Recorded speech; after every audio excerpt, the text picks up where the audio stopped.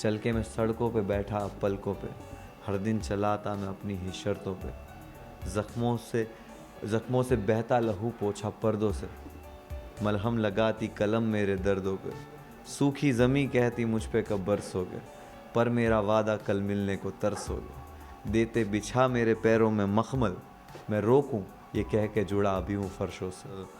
मैं victim card खेल के जीता हूँ और कुछ गलत गेम खेल के जीता हूँ। अरे नहीं नहीं, इतने सारे रियलिटी शो करके मैं कहाँ जा रहा हूँ। कुछ संभाला होता। घर जाके अकेले में ये फील नहीं होता है, ये फील हर मोमेंट पे होता है, अभी इस वक्त भी हो रहा है। तो एंड सेम टाइम उसके नाज़िला के लिए भी ये बहुत प्राउड मोमेंट था बिल्कुल ही। रही बात स्ट्रगल मेंटली, फाइनेंशियली और प्रोफेशनली, तो ये स्ट्रगल वो स्ट्रगल है जो हिंदुस्तान में 80% 90% लोग रोज़ उससे गुज़रते हैं। यूँ तो हर किसी की दुआ कबूल नहीं होती, लेकिन माँ बाप की दुआ कभी रद्द भी नहीं होती। इसकी बहुत ही बेहतरीन मिसाल आज मेरे साथ है, the man himself, Munawar Iqbal Faruqui. Thank you so much Zara. सही कहा आपने, दुआएं माँ बाप की तो कभी मुड़ती नहीं है, और शायद वही है सिला। और माँ बाप के साथ साथ मुझे पता चला जब मैं बाहर आया तो लोगों ने बताया कि हमारी अम्मी तेरे लिए दुआ करती थी, कोई बोलता था कि हम प्रार्थना करते थे तेरे लिए, हम यहाँ गए हम वहाँ गए। तो वो सब देखकर भी पता चला कि हाँ, सबकी दुआएं एक साथ थी और उन्होंने यहाँ पे खड़ा कर दिया। लेकिन उससे ज़्यादा आपके माँ बाप की दुआ है, आई एम श्योर, जिसकी वजह से आप। बिल्कुल, उनकी वजह से ही हम जिंदा हैं और लाए ही हमको दुनिया में वो है। और माँ बाप की जो दुआ है वही है कि मैं यहाँ पे पहुँचा हूँ, यहाँ तक पहुँचा हूँ। तो ऑलवेज़ ग्रेटफुल। तो मुनव्वर, आप देख रहे हैं आपने बाहर क्या कर दिया है, लोग किस तरह पागल हो रहे हैं, दीवाने हो रहे हैं आपके, कैसी है ये फीलिंग? बहुत अच्छी फीलिंग है और बहुत खुश नसीब हूँ मैं कि मुझे ये सब फील करने में मौका मिल रहा है। और सेम टाइम मैं जब गया था डोंगरी पे ट्रॉफ़ी लेके, तो मैंने वो चीज़ फील करी वहाँ पे, लोगों की आंखों में देखी। हाँ, लोगों की आंखों में देखी, लोगों का जोश देखा, लोग भाग रहे थे, चिल्ला रहे थे, और बहुत सनी था, दिन था, धूप थी बहुत, बट फिर भी लोग आए। तो आई थिंक बहुत ज़्यादा। तो मुनव्वर, हमने आपकी फैमिली का रिएक्शन देखा, जिस तरह से आपकी बहन ने भागकर आपको गले लगाया, मेरे ख्याल से इतना जो फ़ख्र उनको आप पे हुआ है वो सब कुछ बयां उस वीडियो में हमने देख लिया। लेकिन एक जिस इंसान का रिएक्शन हमने नहीं देखा, और आई एम श्योर आपकी ऑडियंस जानना चाहेगी, कि बहुत राज था कि बबी कौन है, एन कौन है, ये वो तो अब जग जाहिर हो गया है। तो नाज़िला का क्या रिएक्शन था आपकी जीत पर? एंड आई एम श्योर उनके लिए बाहर से साइलेंटली सपोर्ट करना एक इंसान को बहुत डिफ़िकल्ट हो जाता है एट टाइम, तो उन्होंने भी बहुत सब्र रखा है मेरे ख्याल से। तो उनका क्या रिएक्शन था? बहनों का रिएक्शन तो मुझे पता ही था, और वो बहन जो मेरी थी, वो जो बहन है जिसने मुझ पे अभी तक सबसे ज़्यादा बिलीव किया है, तो उसके लिए वो बहुत प्राउड मोमेंट था। एंड सेम टाइम उसके नाज़िला के लिए भी ये बहुत प्राउड मोमेंट था बिल्कुल ही। और शो पे जाने से पहले ही उसने, मुझे याद है कि हम एक सामने बैठे हुए थे एक दूसरे के, और वो कुछ अपने फ़ोन में कर रही थी और मैं कुछ शो के बारे में बात कर रहा था, तो उसने एकदम कैजुअली बोला था, dude chill, you are gonna win this. तो हाँ, तो बहुत बोली definitely you gonna win this. तो बहुत ही कॉन्फिडेंट थी वो, और she was very happy. I know उसके लिए भी वो बहुत प्राउड मोमेंट है।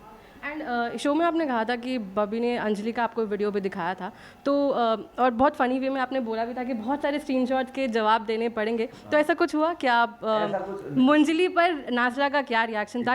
अच्छे से लिया, स्पोर्टिंगली लिया, अंडरस्टैंडिंग वे में लिया? अंडरस्टैंडिंग वे में लिया उन्होंने, and I am very grateful.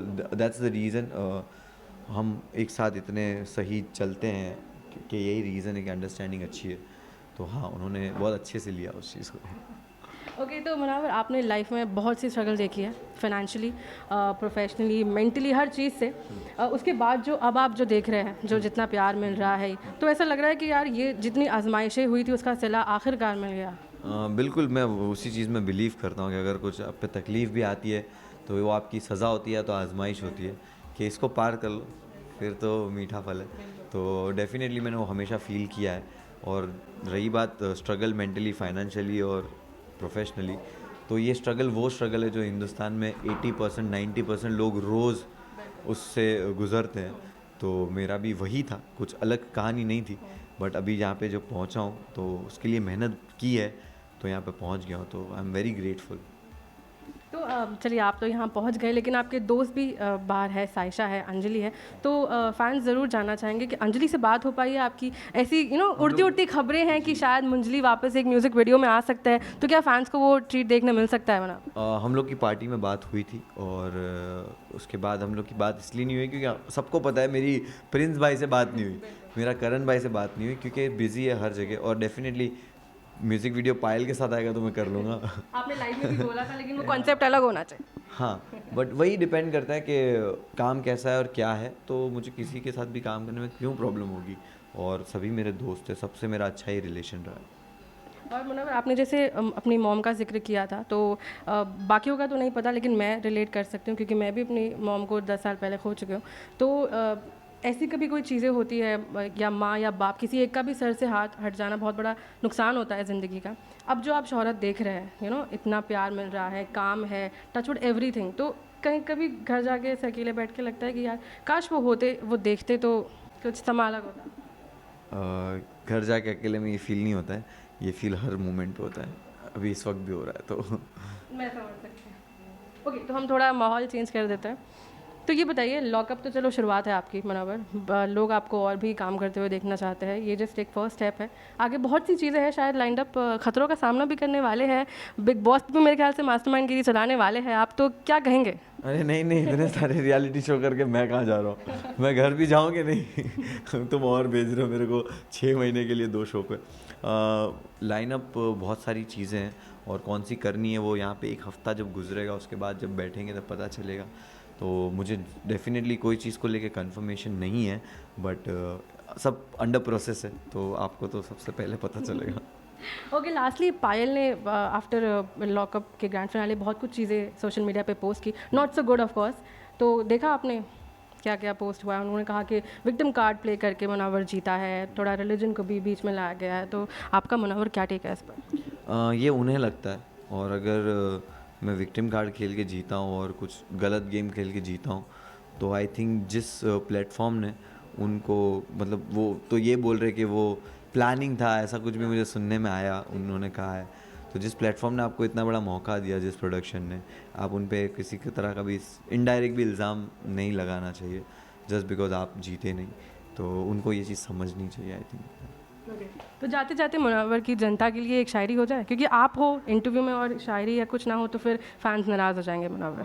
बिल्कुल, मैं शायरी ये कह दूँगा कि मैंने गाना लिखा था कलंदर, उसका ही ये लाइन था कि चल के मैं सड़कों पे बैठा पलकों पे, हर दिन चलाता मैं अपनी ही शर्तों पे, ज़ख्मों से बहता लहू पोछा पर्दों से, मलहम लगाती कलम मेरे दर्दों पे, सूखी ज़मी कहती मुझ पे कब बरसोगे, पर मेरा वादा कल मिलने को तरसोगे, देते बिछा मेरे पैरों में मखमल, मैं रोकूं ये कह के जुड़ा अभी हूँ फर्शों से।